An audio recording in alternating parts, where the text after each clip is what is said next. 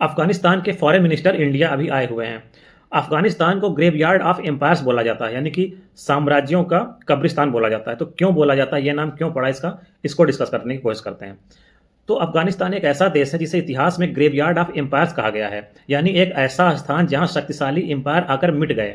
दुनिया की लगभग हर बड़ी बड़ी ताकत ने इस भूमि को जीतने की कोशिश की, लेकिन कोई भी इसे अपनी कंट्रोल में अस्थायी रूप से नहीं रख पाया। यह देश जैसी किसी रहस्यमयी जादू से भरा हुआ लगता है, जहां बाहरी ताकतें चाहे जितनी भी शक्तिशाली क्यों ना हो, अंत में थक कर हार कर लौट ही जाती हैं।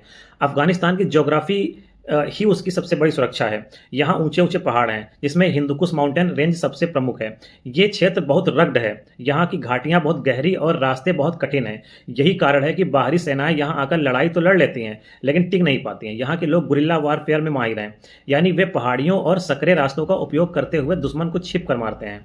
सबसे पहले अलेक्जेंडर द ग्रेट यानी कि सिकंदर महान ने लगभग 330 बीसीई में अफगानिस्तान को जीतने की कोशिश की थी। उसने पर्सिया को हराकर सोचा कि अब यह क्षेत्र उसके लिए आसान होगा, लेकिन ऐसा नहीं हुआ। बख्तरिया और सोगदिया के लोगों ने उसके खिलाफ जबरदस्त रेजिस्टेंस दिया। सिकंदर को स्थानीय समर्थन पाने के लिए एक अफगान स्त्री यानी कि रोक्साना से विवाह करना पड़ा, पर फिर भी वो इस क्षेत्र को पूरी तरह से कंट्रोल नहीं कर पाया। उसकी सेना थक गई और उसकी सेना का मनोबल टूट गया। सिकंदर ने आगे बढ़ने से मना कर दिया, उसकी सेना ने आगे बढ़ने से मना कर दिया।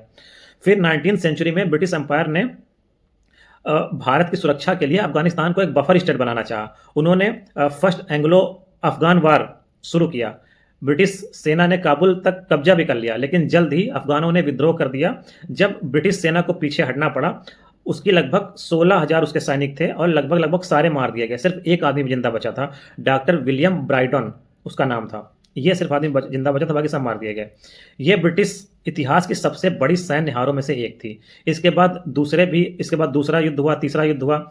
इन सब युद्धों में ब्रिटिशर्स को लगातार बहुत भारी नुकसान हुआ और अंत में उन्हें अफगानिस्तान की स्वतंत्रता को स्वीकार करना पड़ा। 1979 में सोवियत यूनियन ने अफगानिस्तान में दखल दिया ताकि वहां की कम्युनिस्ट गवर्नमेंट को बचाया जा सके। शुरुआत में सोवियत यूनियन को लगातार सफलता मिली और उन्होंने कंट्रोल भी कर लिया, लेकिन अफगान मुजाहिदीन का जबरदस्त प्रतिरोध उनको झेलना पड़ा। यूनाइटेड स्टेट्स, पाकिस्तान और सऊदी अरब ने मुजाहिदीन को पैसा देकर और हथियार देकर उसका समर्थन किया। 10 साल के इस युद्ध में सोवियत संघ के करीब 15,000 सैनिक मारे गए और अरबों डॉलर खर्चा हो गया। 1989 में यूएसएसआर को हार मानकर पीछे लौटना पड़ा। कुछ साल बाद ही सोवियत संघ का कोलैप्स हो गया और इस तरह अफगानिस्तान ने एक और साम्राज्य को निगल लिया। इसके बाद 2001 में यूनाइटेड स्टेट ऑफ अमेरिका ने अफगानिस्तान पर हमला किया। वजह थी 9/11 का जो टेररिस्ट अटैक था। अमेरिका ने तालिबान और अलकायदा को खत्म करने के लिए वार ऑन टेरर शुरू किया।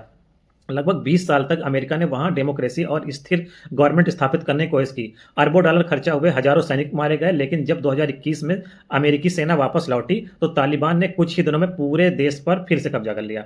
दुनिया की सबसे ताकतवर शक्ति को खाली हाथ लौटना पड़ा। अफगानिस्तान की समाज व्यवस्था भी इसे अजेय बनाती है। ये देश असल में एक नेशन स्टेट नहीं है, बल्कि कई जनजातियों जैसे कि पश्तून, ताजिक, हजारा और उज्बेक, इन सबका समूह है। हर जनजाति की अपनी एक लॉयल्टी होती है और वे किसी बाहरी रूल को स्वीकार नहीं करते हैं। इसके अलावा अफगान लोगों में स्वतंत्रता के लिए लड़ना एक गर्व की परंपरा रही है। उनके लिए आज़ादी जीवन से भी ज़्यादा महत्वपूर्ण होती है। रणनीतिक दृष्टि से अफगानिस्तान एशिया का हार्ट ऑफ एशिया कहलाता है।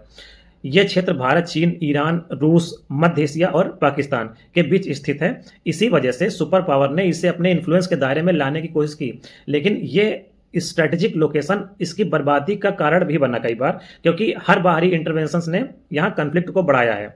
इतिहास ये साबित करता है कि जो भी एम्पायर अफगानिस्तान आया वो या तो यहाँ से हार गया या खुद बिखर गया।